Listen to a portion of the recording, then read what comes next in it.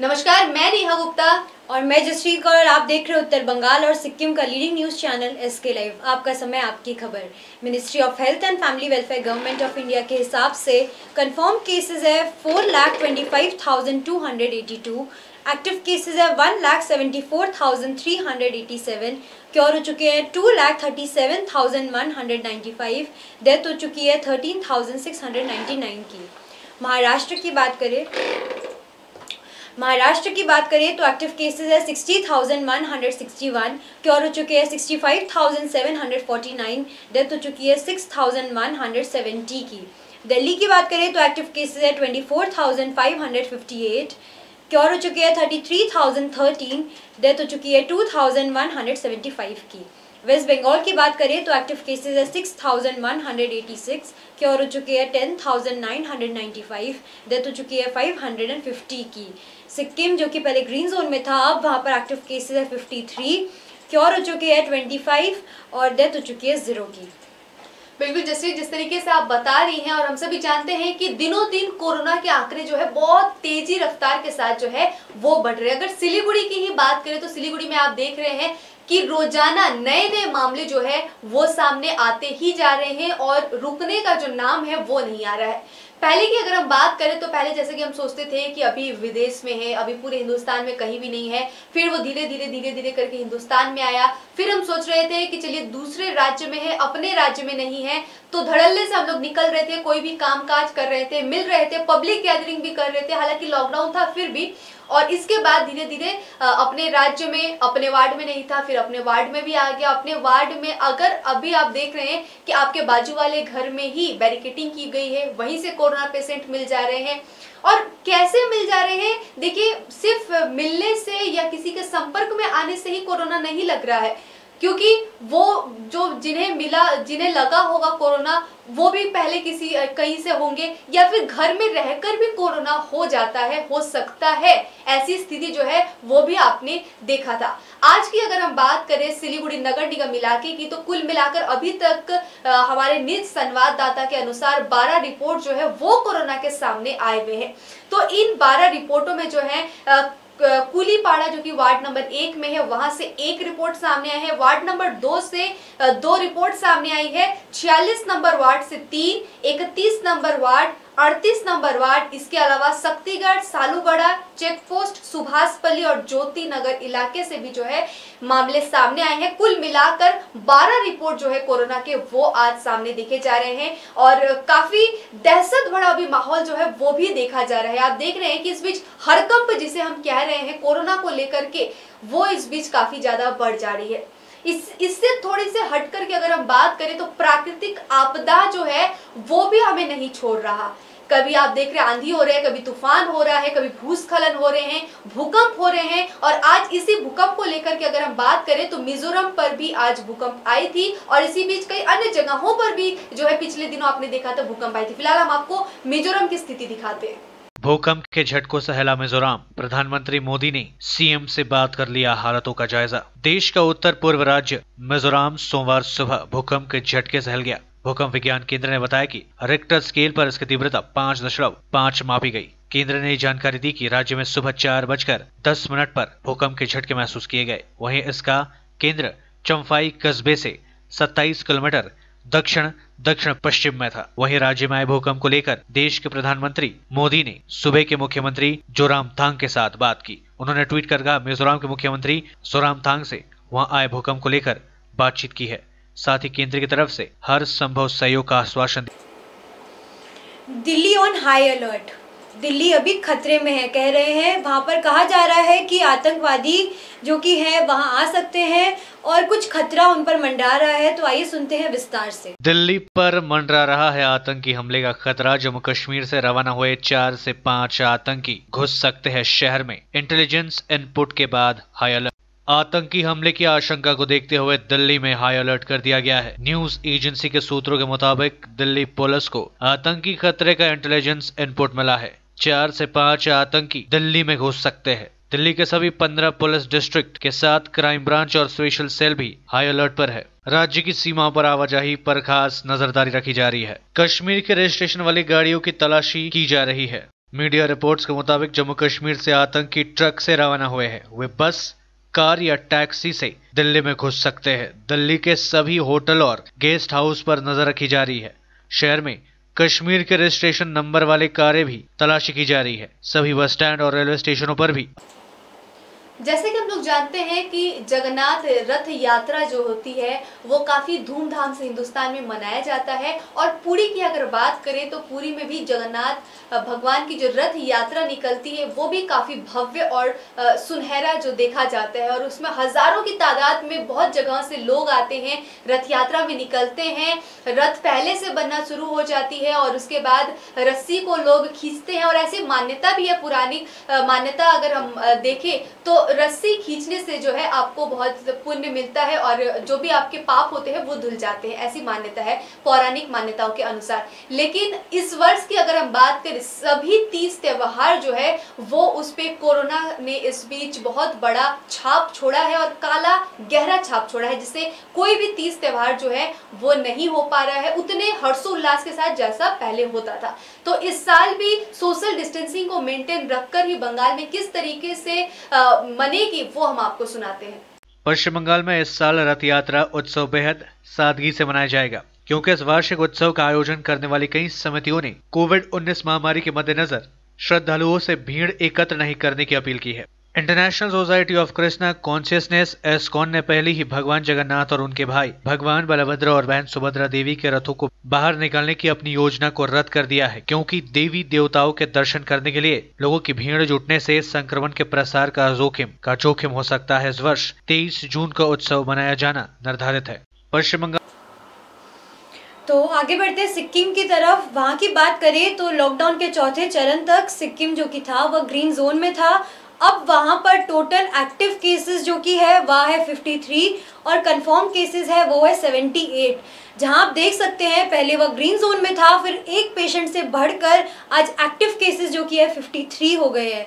तो आइए वहाँ पर जो 8 केसेस नए आए हैं उनकी विषय में सुनते हैं। हिमाली राज्य सिक्किममा आइतबार पुनः 8 जना कोरोना संक्रमित पाइएको छ। सिक्किम सरकार स्वास्थ्य विभागका महानिर्देशक एवं सचिव डाक्टर पेम्पा भुटियाले आइतबार साँझ दैनिक हेल्थ बुलेटिन मार्फत उक्त कुराको जानकारी दिएका हुन्।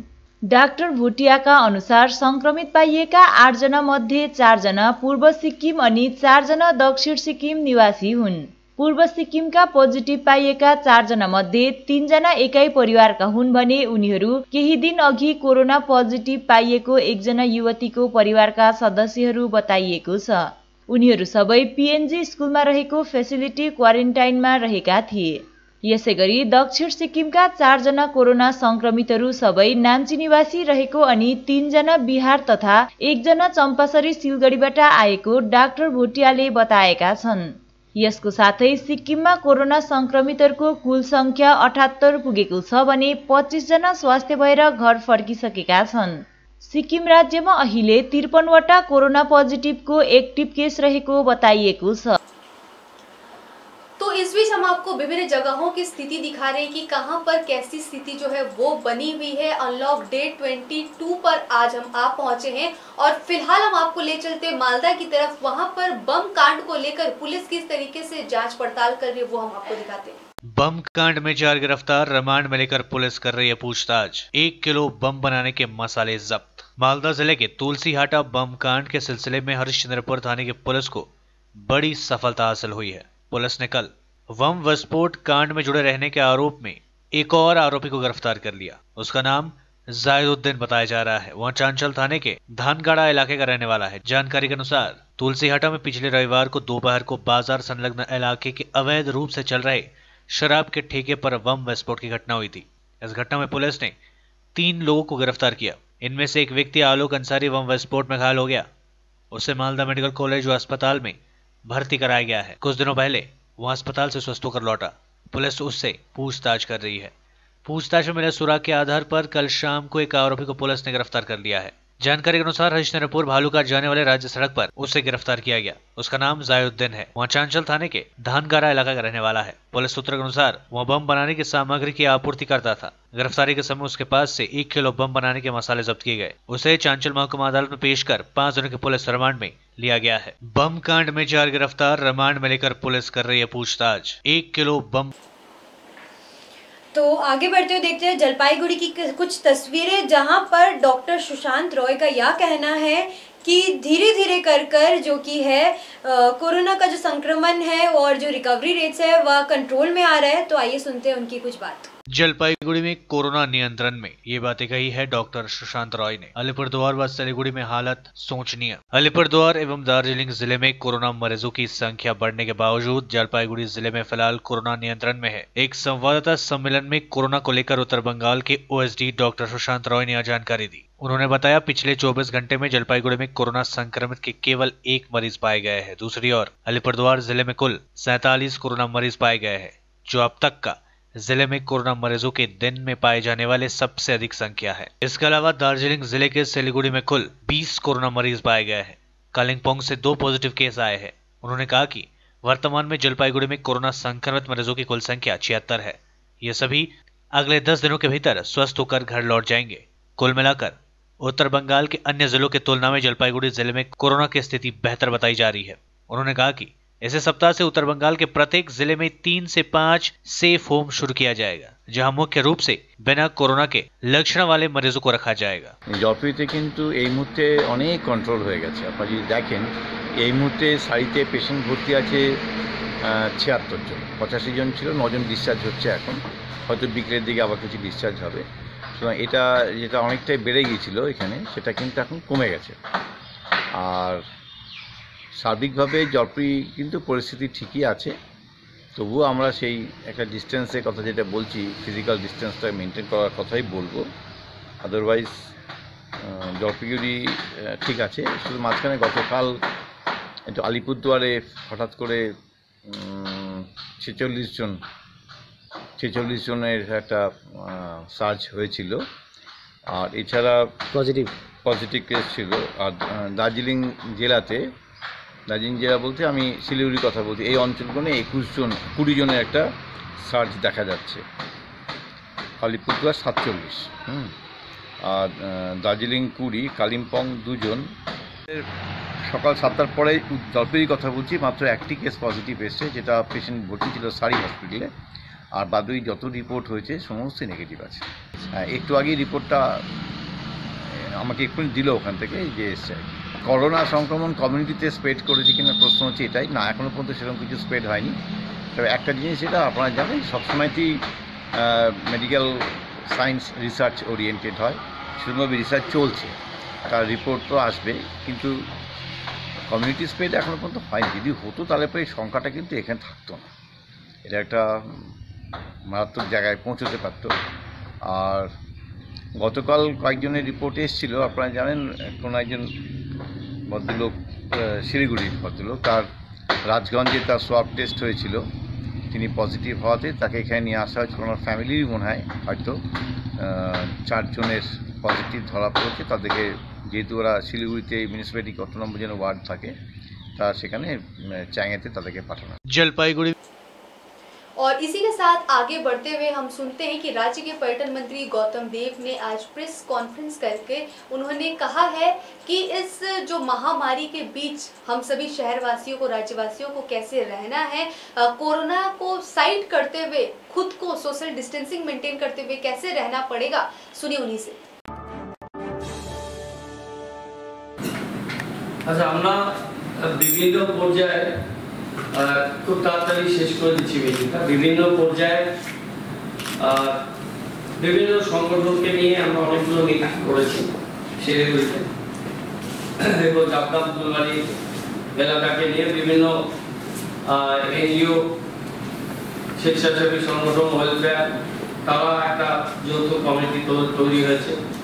আমরা নাটকের দল, নৃত্যশিল্পী, তাদের টিম, নাচের স্কুল, তাদের নিয়ে করছি। আজকে আমরা এই যে যারা শিলিগুড়িতে বিভিন্ন কেস, অনেক বেড়ে গেছে। মেয়র কোভিড আক্রান্ত হয়ে নার্সিংহোমে আছেন, তার চিকিৎসার বিষয়টা আমরা দেখা। সুতরাং স্বাভাবিকভাবে শিলিগুড়ি শহরের অবস্থাটা অতটা আশাপ্রদ নয়।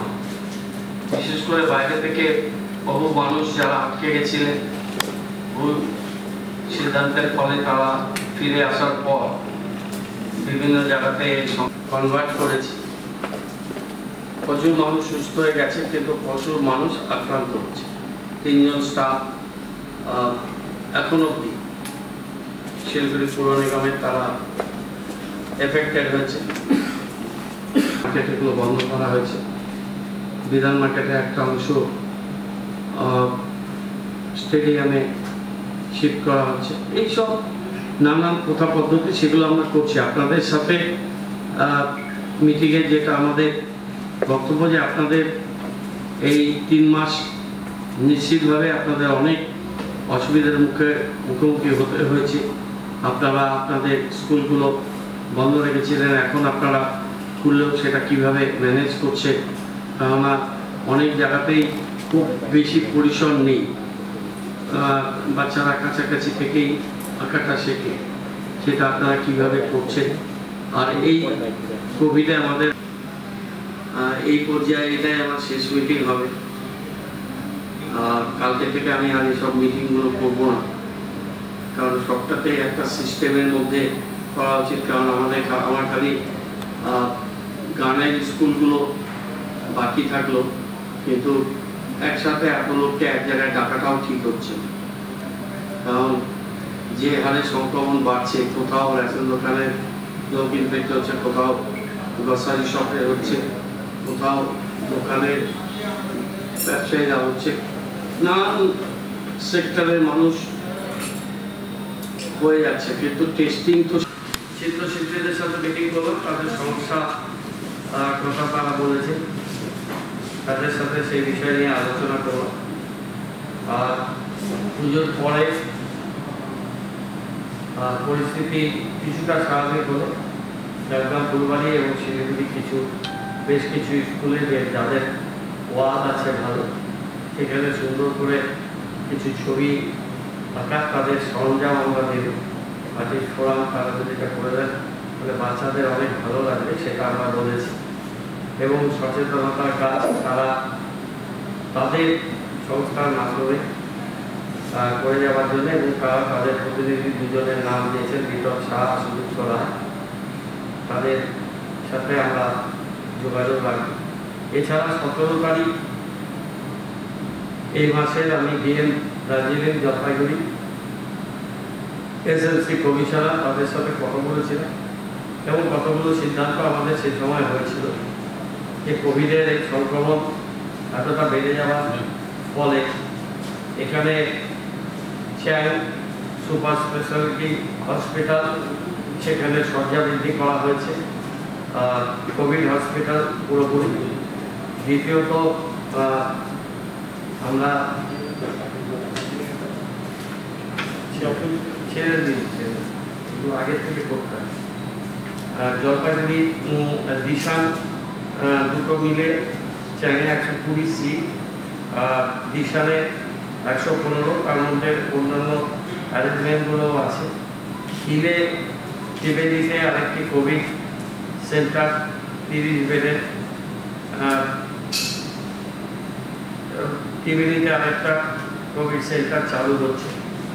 আর সেফ হোম পদ্ধতিতে হাতিগিসা এবং বাতাসি এই 2টো জায়গায় করা হচ্ছে।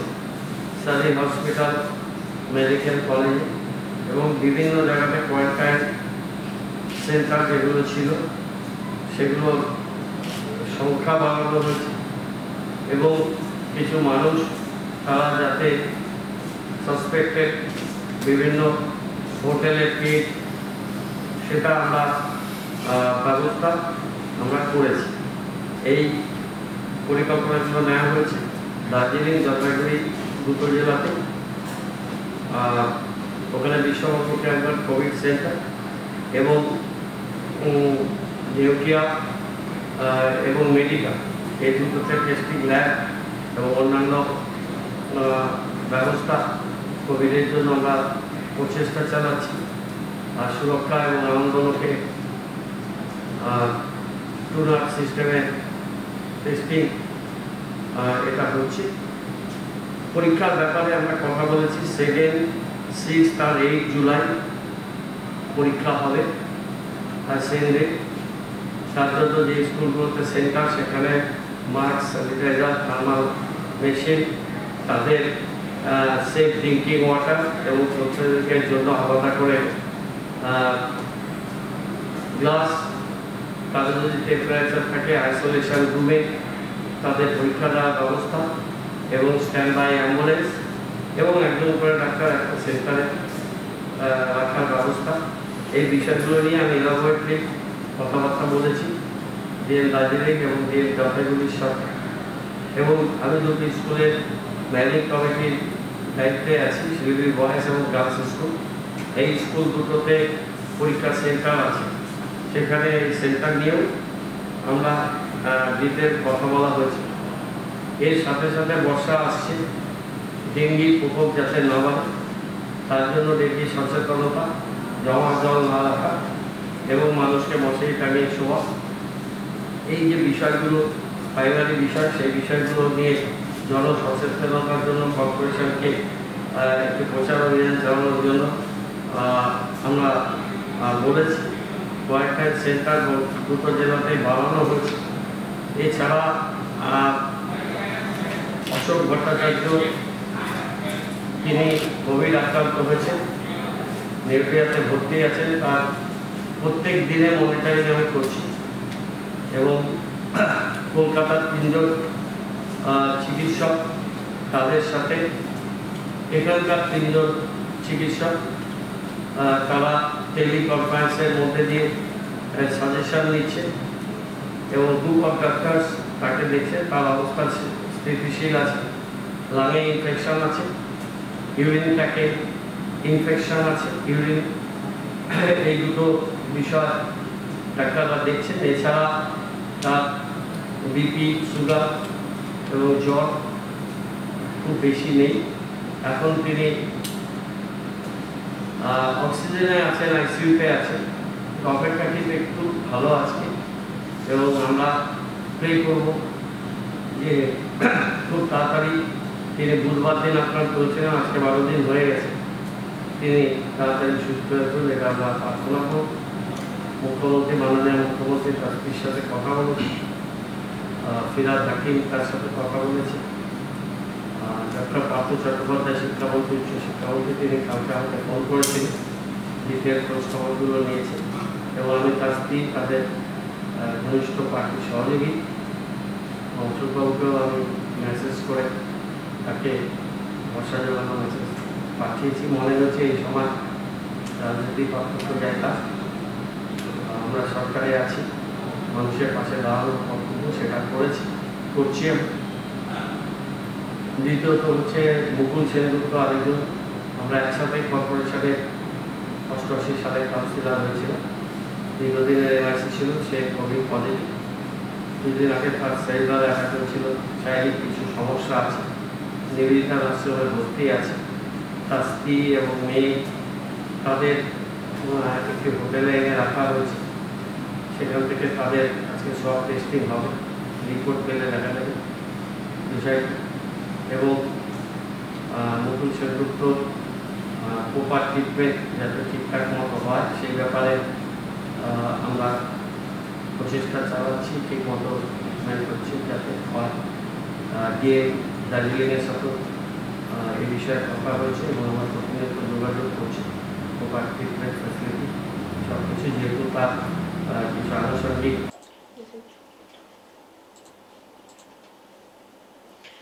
तो ब्लड वॉरियर्स नामक एक संगठन का गठन हुआ है, जिसमें रक्त की जो कमी है उसको दूर करने के लिए यह संस्था काम करेगी। तो आइए सुनाते हैं आपको विस्तार से।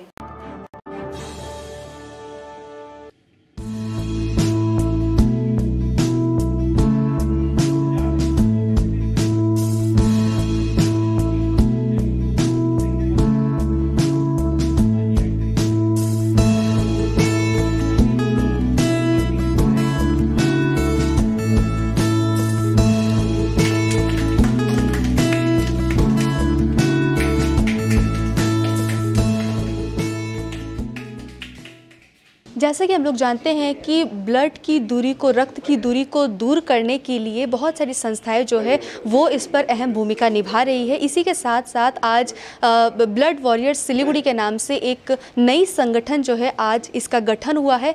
इन्हीं के साथ यहाँ के जो फाउंडर है, जो सदस्यगण हैं, उनसे हम बातचीत करेंगे और जानेंगे इसके बारे में विस्तार से। सर, आपका नाम? मेरा नाम राजीव चाचान एंड ये ग्रुप का फाउंडर मेंबर टुडे। और आज ही ये ग्रुप हमारा इनॉग्रेट हुआ है। जैसे आप सब जानते हो, हम लोग टोटल 21 सदस्य के साथ ये ग्रुप का शुरुआत कर रहे हैं और हमारा यही मोटो है ब्लड वॉरियर्स जो नाम दिया है हमने, यही मोटो की तरफ से नाम दिया है कि रक्त के लिए किसी की जान ना जाए, रक्त की कमी की वजह से किसी की जान ना जाए। इसी की कमी को दूर करने के लिए हम ये ऑर्गेनाइजेशन को आज क्रिएट किए हैं और आशा करते हैं आगे आने वाले दिन में हम हर एक की ब्लड की समस्या को पूरी कर पाए, दूर कर पाए। अच्छा, आज 21 लोगों को लेकर आपने इस संगठन को बनाया है। आगे चलते हुए फ्यूचर में क्या उम्मीद करें, किस तरीके से लोग आपके साथ रहेंगे? देखिए, हम लोगों के साथ रहना चाहते हैं।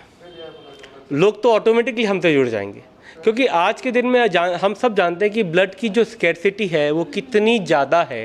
और स्पेशली जब हम बात करेंगे कि O negative, A negative, A B negative, ये नेगेटिव ब्लड तो लाखों में एक जन के पास होता है, तो बहुत रेयर होता है और हर कोई हर जगह तक नहीं पहुंच सकता है अगर उसको इस चीज़ का अनुभव ना हो।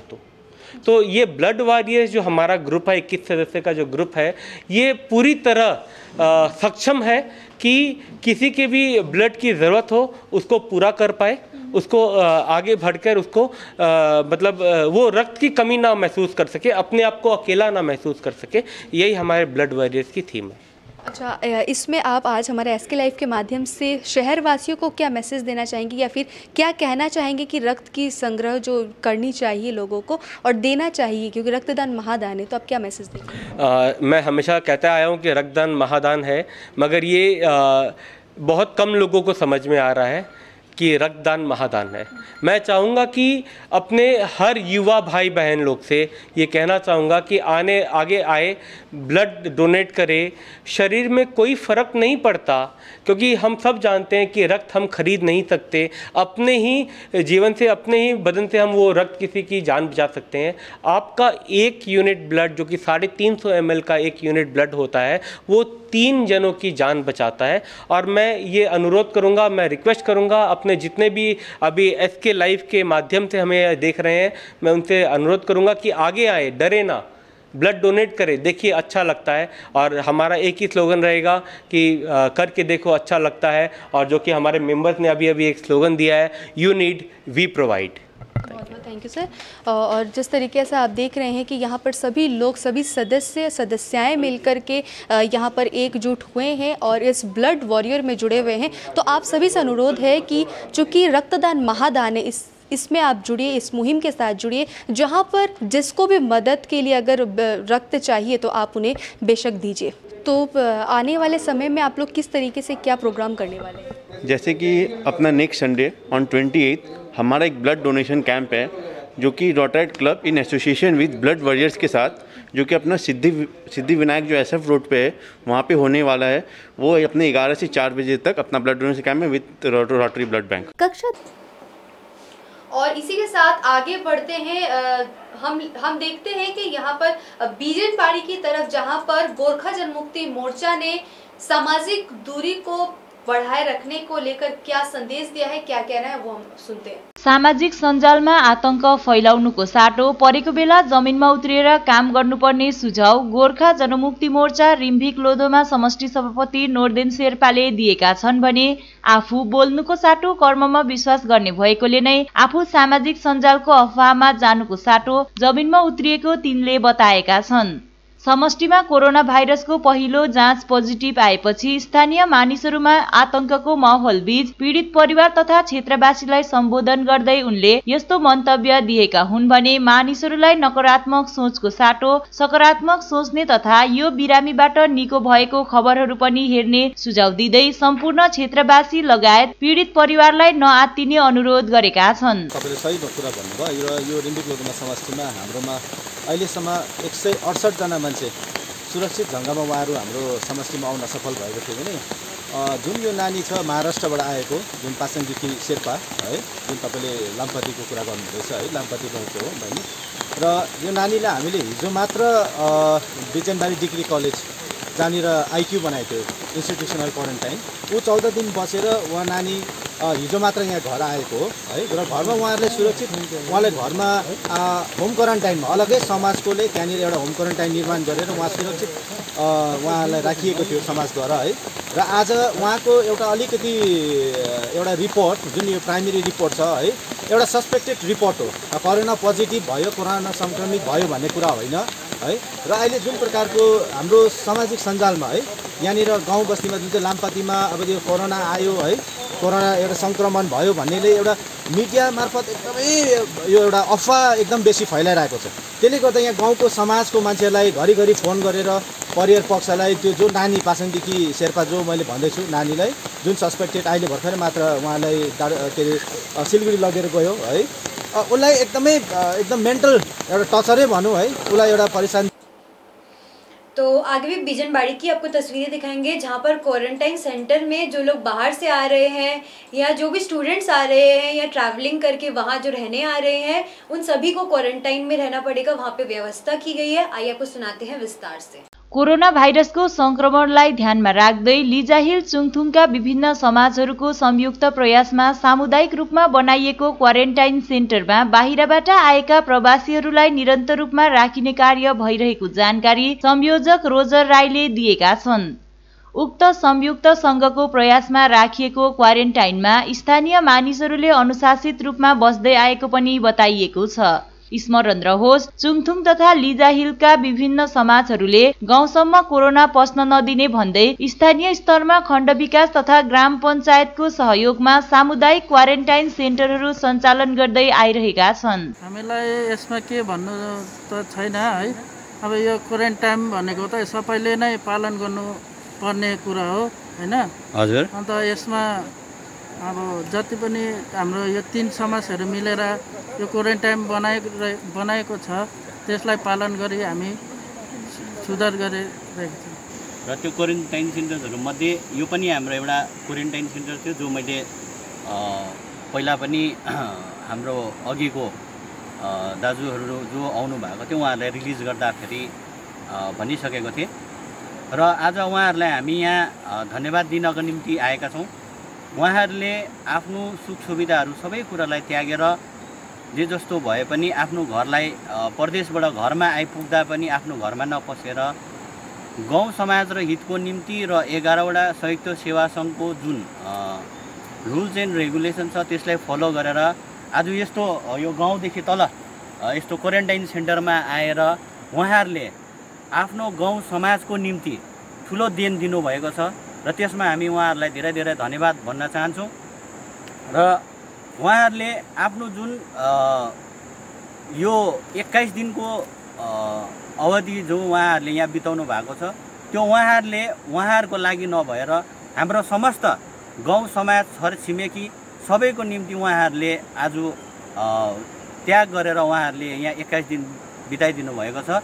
र त्यसै प्रकारले हाम्रोमा यहाँ देख्नु हुँदैछ अर्को तर्फमा दुईटा यहाँ क्वारेन्टाइन सेन्टर छ जसलाई हामीले 2 भागमा बाँडिएको छ र तीमध्ये उहाँहरू आज 21 दिन पुगेर गए तापनि अर्को हाम्रो गाउँले हाम्रो प्रिय साथी हुनुहुन्छ र उहाँको मिसेस रोशन राई र उहाँको मिसेस उहाँहरू पनि जुन बाहिरबाट आउनुभएको छ र उहाँहरूले पनि आफ्नो 12 दिन पुरा गरिसक्नु भएको छ। र यसरी नै उहाँहरूलाई पनि हामी अहिले नै यो भन्न चाहन्छौँ कि उहाँहरूसँग पनि हामी यसरी नै धन्यवाद दिन चाहन्छौँ र 21 दिन बाद पनि तपाईँहरूलाई यही धन्यवाद हामी दिन्छौँ कि जुन प्रकारले तपाईँहरूले सहयोग र सहयोग गरेर आज गाउँ समाजलाई बचाउने र गाउँ समाजको जुन सिस्टम छ त्यसलाई फलो गरेर बसिदिनु भएको छ, त्यसमा धेरै धेरै धन्यवाद दिँदै अब केही दिनको पछि तपाईँहरूलाई पनि यसरी नै धन्यवाद सँगसँगै तपाईँहरूलाई हामीले यसरी नै मुक्ति दिनेछौँ भन्दै लिजाइल चियाबारीमा कोरोना भाइरससँग लडाइँ गर्नुको निम्ति हाम्रो लिजाइल चियाबारीका 11वटा समाजले यो कोरोना भाइरससित सामना गर्नु अथवा यो कोरोना भाइरसलाई पराजय गर्नको निम्ति जति पनि हाम्रा बाहिरबाट टाढाबाट आउने आफ्नो रोजीरोटी कमाउनको निम्ति बाहिर गएका हाम्रा भाइ बहिनीहरू थियो, उनीहरूलाई यहाँ आउनुको निम्ति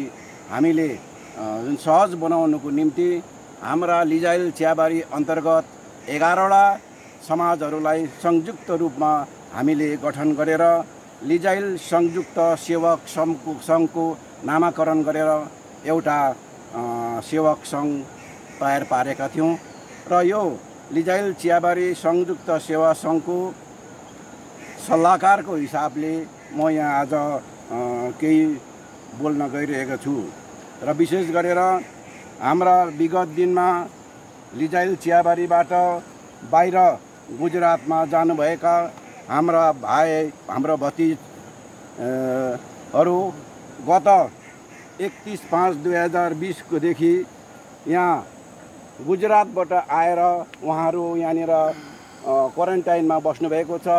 हाम्रा 3वटा समाज प्रतिभा सङ्गम समिति, प्रतिभा प्रतिष्ठान सङ्घ र हिमाली ग्रामीण सङ्घको संयुक्त आयोजनामा जुन क्वारेन्टाइन यहाँ तयारी गरिएको थियो, यो क्वारेन्टाइनमा उहाँहरू जुन बस्नुभयो र बसेर अहिलेसम्म जे जस्तो प्रकारले सजिलो भयो या अप्ठ्यारो भयो र आज उहाँहरूले यो हामीले 11वटा समाजले जुन प्रकारले निर्माण गरिएको यो क्वारेन्टाइनमा बसेर उहाँहरूले आफूलाई पनि बचाउनु भयो अनि हाम्रो गाउँ घर छिमेकीहरूलाई पनि बचाउनु भएको छ र आज उहाँहरू बसेको 21वाँ दिन पुरा भएपछि आज उहाँहरूलाई हामीले यो क्वारेन्टाइनबाट मुक्ति गरिरहेको छौँ।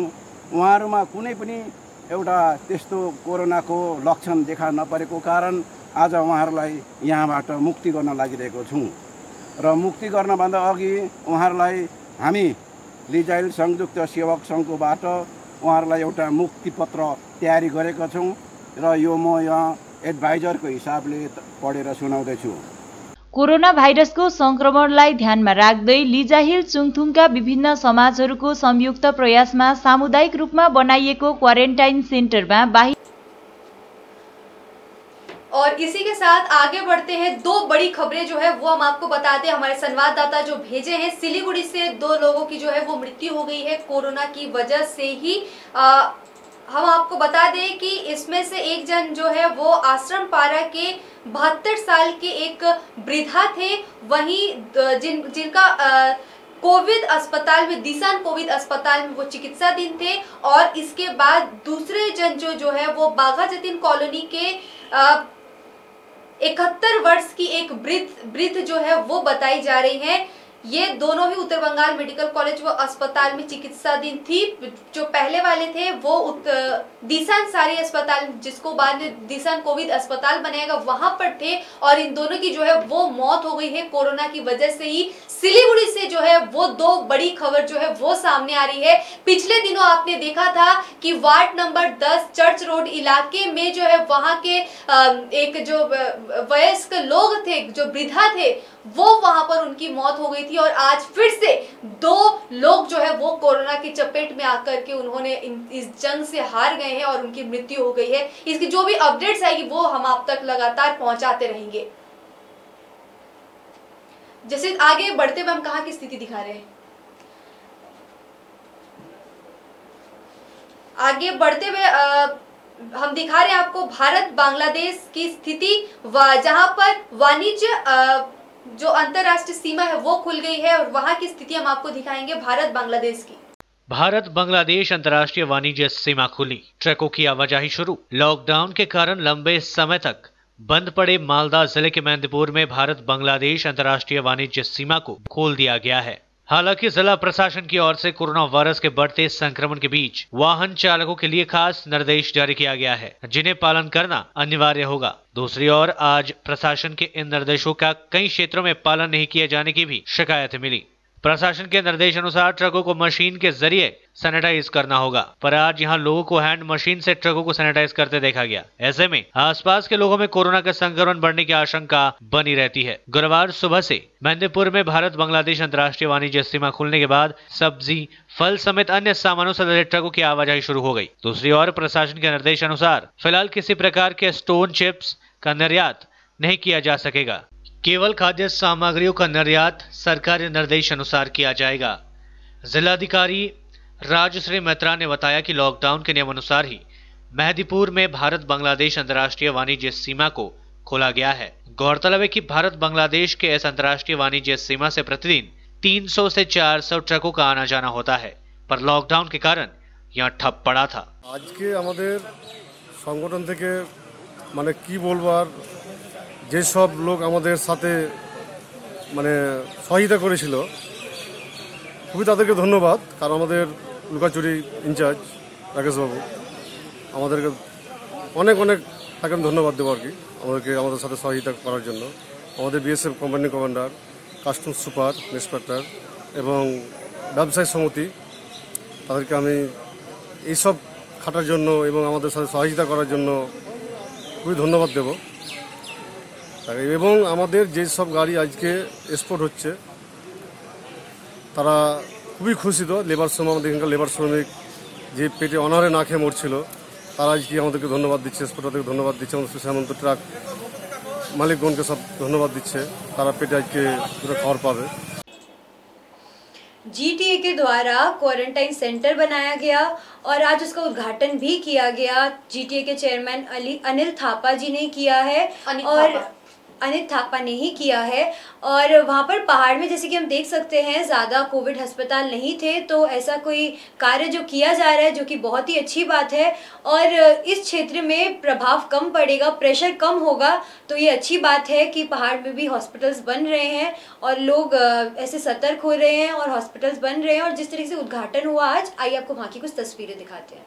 जीटीएले त्रिवेणीमा निर्माण गरिएको कोभिड अस्पताल एवं सारी अस्पतालको उद्घाटन जीटीए चेयरमैन अनित थापाको उपस्थितिमा दार्जिलिङ अनि कालेबुङका जिल्ला शासकको बाहुलीद्वारा गरियो। आज सम्पन्न कार्यक्रममा जीटीए प्रिन्सिपल सचिव, दार्जिलिङ कालेबुङ जिल्लाका जिल्ला शासक, गोर्खा जनमुक्ति मोर्चा अध्यक्ष विनय तामाङ साथै अन्य व्यक्तित्वहरूको उपस्थिति रहेको थियो। कार्यक्रमलाई सम्बोधन गर्दै चेयरमैन थापाले अस्पताल निर्माण कार्यमा सहयोग पुर्याएकोमा राज्यका मुख्यमन्त्री ममता ब्यानर्जी प्रति आभार व्यक्त गरे भने युवा जमातलाई यस्तो समयमा अगाडि आएर कार्य गर्नुपर्ने बताएका छन्। हामीले कोभिडमा लडाई गर्दा कहीँ केही पनि हामीले नछोडी हाम्रो प्रयास गरेर यो पनि यसमा हाइजिन, यसमा डक्टर ट्रिटमेन्ट, नर्सिङ ट्रिटमेन्ट एकदमै राम्रो भएको हुनुपर्छ। मेन चाहिँ अब हेर्नुहोस्, कोभिडको दबाई निक्लेको छैन, यसमा हस्पिटालिटी हो। तपाईले बिमारीलाई कसरी ट्रिट गर्नुहुन्छ त्यसमा निर्भर पर्छ। यो तपाईले आएको बिमारीलाई कसरी व्यवहार गर्नु त्यसमा निर्भर गर्छ। हुनु त हाम्रो डक्टर र नर्सिङ टिमले जुन प्रकारले दिनरात खटिरहेको छ, उहाँहरूको एनर्जी कहाँबाट आएको म थाहा पाउँदिनँ।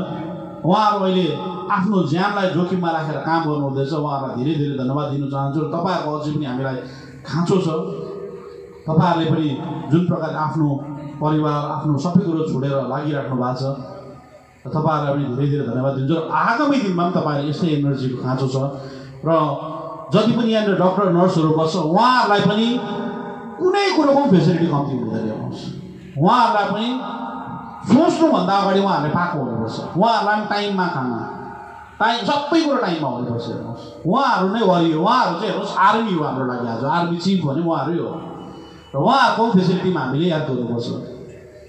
र यो अन्तमा मैले जुन यो कोभिड हस्पिटल बन्यो, यहाँबाट जसले गर्छ उसलाई धन्यवाद दिनुपर्छ। र हाम्रो बङ्गालका मुख्यमन्त्री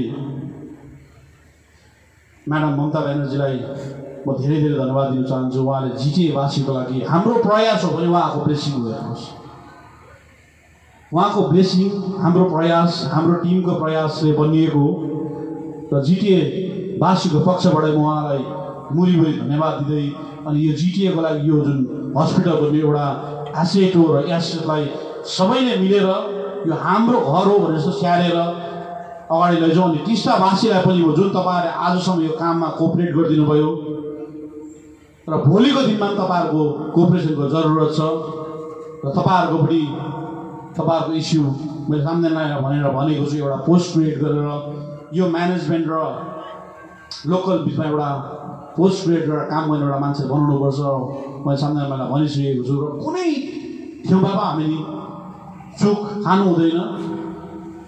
र हामीले योपालि सबै मिल्यो भने के हुन्छ भनेर हामीले देखाइसकेको छु र आगामी दिनमा सबै हामी मिलेर काम गर्ने तपाईहरुलाई आह्वान गर्दै। तो इस बीच हम आपको दिखा रहे हैं कि पूरे उत्तर बंगाल से सिक्किम में कहां पर कैसी स्थिति जो है वो बनी हुई है। अनलॉक डे 22 पर आ चुके हैं और सिलीगुड़ी की अगर हम बात करें तो आप देख रहे हैं कि इन दिनों जिस तरीके से कोरोना के आंकड़े दिनों दिन बढ़ते जा रहे हैं, इजाफे हो रहे हैं, इसको लेकर के जो सिलीगुड़ी का जो प्राण केंद्र कहे जाने वाला एक बड़ा सा मार्केट है, बिधान मार्केट या हांगकांग मार्केट की अगर सिटसिलाल मार्केट की बात करें तो आप देख रहे हैं कि वहां से भी कोरोना के मामले सामने आ रहे हैं और उसको मद्देनजर रखते हुए ही बिधान मार्केट को भी कुछ समय के लिए जो है वहां पर टाइमिंग के अनुसार एक समय दिया गया है, उस अवधि तक दुकान खुलेंगी, उसके बाद बंद रहेगा। इसी के साथ आज से जो है वहां पर हांगकांग मार्केट को बंद कर दिया गया है पूरे तरीके से और 30 जून तक ये जो है वो लागू रहेगा। 30 जून तक हांगकांग मार्केट भी बंद रहेगा। तो इससे कहीं ना कहीं अनुमान लगाया जा सकता है कि अगर स्थिति ऐसी बनी रही तो एक बार फिर से लॉकडाउन की आवश्यकता जो है वो पड़ सकती है। आप अपने अपने विचार जो है वो अवश्य हमें कमेंट करके बताते रहिएगा। जिस तरीके से बहुत सारे लोग जो टीवी में देख रहे हैं वो भी फोन करके हमें बताते रहते हैं, पूछते रहते हैं, इंक्वायरीज करते रहते हैं कि क्या स्थिति है कहाँ पर और हमारे इलाके पर कुछ ऐसी स्थिति है या नहीं है। और जो जागरूक हमारे बहुत सारे दर्शक ऐसे भी है जो खबरें भी देते हैं कि सर यहाँ पर इस तरीके की स्थिति है, आप आइए न्यूज कीजिए, तो उन सभी का हम धन्यवाद देते हैं। और आप इसी तरीके से अपना साथ जो है वो एसके लाइव के साथ बनाए रखिएगा। फिलहाल माहौल जो है वो कोरोना से पूरे तरीके से भरा हुआ है, मिला हुआ है, तो आप सभी सतर्क और सावधान रहिएगा। जैसे तो आज के लिए इतना ही, आप देखते रहिए एसके लाइव। धन्यवाद। कक्षा 10वीं और 12वीं के बच्चों के लिए है सुनहरा मौका। 10वीं के बच्चों के लिए है पैरामेडिकल कोर्स और 12वीं के लिए है मेडिकल कोर्स। किफायती फीस व बैंक की सुविधा के साथ विभिन्न डिग्री डिप्लोमा है उपलब्ध। सभी स्ट्रीम के बच्चों के लिए खुली है state nursing council and Rajiv Gandhi university and health science and paramedical board government of Karnataka से मान्यता प्राप्त Adan paramedical and nursing college. Contact number 8016235569, Champasari, Siliguri. आज जहाँ कोरोना से सभी है परेशान, हम लाए हैं कमाने का तरीका आसान। 21वीं सदी में महिलाएं आत्मनिर्भर होकर स्वाभिमान के साथ जीना चाहती है। अगर आप एक गृहिणी हैं और घर से ही मुनाफे वाला व्यवसाय करने का सोच रहे हैं तो आपके लिए सुनहरा मौका लाए हैं टपरवेयर के सिलीगुड़ी स्थित पूरे नॉर्थ बंगाल के डिस्ट्रीब्यूटर नारायणी पार्टी सेल्स। तो सोचिए नहीं, स्क्रीन में दिए गए नंबर में संपर्क कीजिए और विस्तृत जानकारी लीजिए। घर बैठे पैसे कमाए, आज ही फ्री मेंबरशिप लीजिए, अपने सपनों को पूरा कीजिए। मुश्किल की इस घड़ी में आपका साथ ही सिर्फ टपरवेयर।